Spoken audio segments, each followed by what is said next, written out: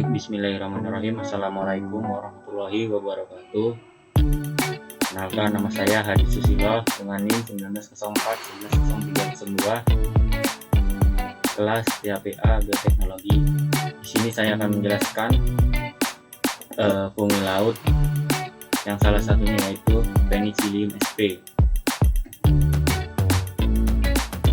Fungi laut adalah fungi yang menyelesaikan seluruh siklus hidupnya di dalam laut atau tumbuh dan bereproduksi di laut atau estuari.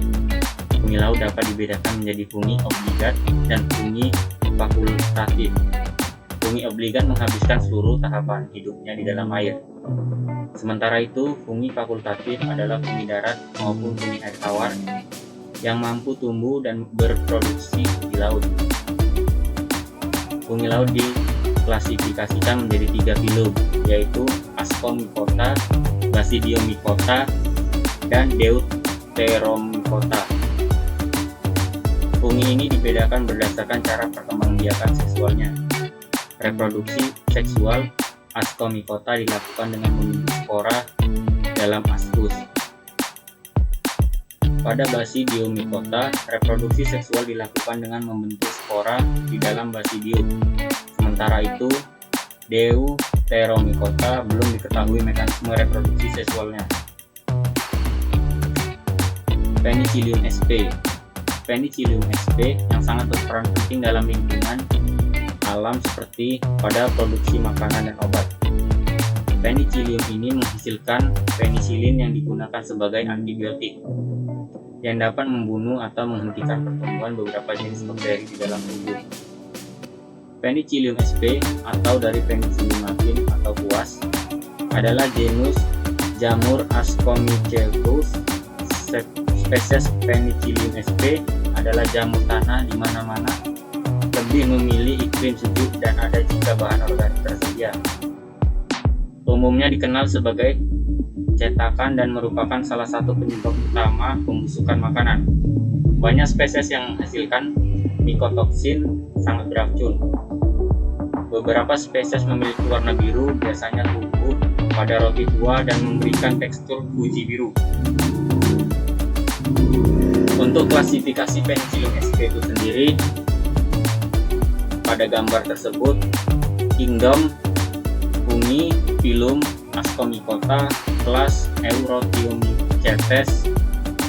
Untuk ordonya Eurothiales, family Trichocomaceae, genus Penicillium, dan spesies Penicillium sp. Morfologi Penicillium sp. Penicillium sp secara mikroskopis memiliki bentuk conidiofor yang khas. Conidiofor muncul tegak dan bercabang mendekati ujungnya. Penicillium sp memiliki conidiofor bercabang secara melingkar baik tunggal maupun ganda dan menyerupai bentuk percabangan sema-sema. Conidia dihasilkan di ujung dalam rangkaian bentuknya bulat. Conidiofor yang menjari dan terdapat 2-3 hifa percabangan. Untuk ciri-ciri spesifik Penicillium sp yaitu hifa bersekat atau berserta, miselium bercabang biasanya tidak berwarna, conidiofora bersekat dan muncul di atas permukaan, berasal dari hifa di bawah permukaan, bercabang atau tidak bercabang. Kemudian kepala spora terbentuk seperti sapu dengan sterigmata muncul di dalam kelompok.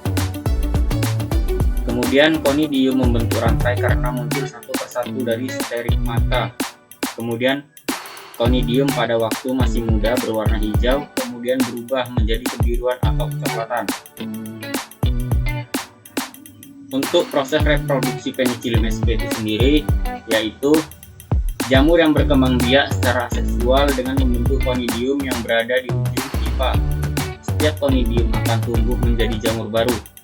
Conidium berwarna kehijauan dan dapat hidup di makanan, roti, buah-buahan, busuk, kain, atau bahkan kulit. Untuk fase pertumbuhan Penicillium sp itu sendiri, yang pertama, fase lag merupakan fase awal yang muncul ketika mikroorganisme menyesuaikan diri dengan lingkungan baru atau medium baru. Yang kedua, fase eksponensial merupakan suatu fase ketika sel mulai aktif membelah diri dengan waktu generasi yang panjang. Fase tersebut akan berhenti sesuai dengan ketersediaan nutrisi di dalam medium dan beberapa faktor lain. Yang ketiga, fase stasioner merupakan suatu fase ketika jumlah mikroorganisme di dalam kultur tidak mengalami pertambahan maupun pengurangan, sehingga membentuk keseimbangan. Fase tersebut muncul karena dua faktor umum, yaitu karena nutrien penting di dalam medium sebagian besar telah habis digunakan, dan karena adanya beberapa produk buangan dari metabolisme sel yang terakumulasi di dalam medium dan menghambat pertumbuhan. Kemudian yang keempat atau yang terakhir, fase kematian merupakan suatu fase ketika sebagian besar sel di dalam kultur mengalami kematian dan lisis sel karena kehabisan nutrisi. Patogenesis. Mekanisme pengendalian Penicillium sp terhadap patogen pada umumnya adalah dengan cara kompetisi di dalam tanaman inang dan kemauannya dalam memproduksi antibiotik. Penicillium sp dapat melindungi biji kacang polong dengan cara membentuk lapisan pipa menyelubungi biji dan memanfaatkan eksudat yang dikeluarkan oleh biji sebelum digunakan oleh patogen. Kemudian epidemiologi. Penicillium sp merupakan mikroorganisme yang penyebaran sporanya dilakukan dengan bantuan air dan angin. Beberapa spesies Penicillium sp memproduksi racun pada makanan atau pakan ternak yang menyebabkan keracunan pada manusia dan binatang.